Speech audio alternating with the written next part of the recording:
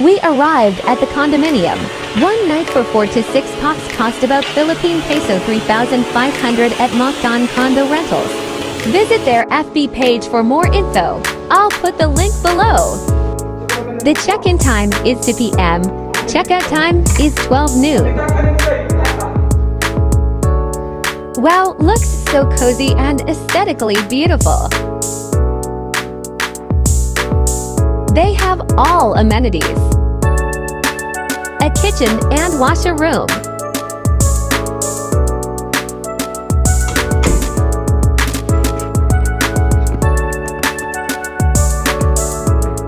Separate toilet.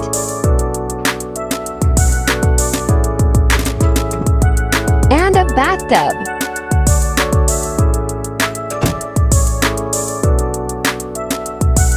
A wide living room.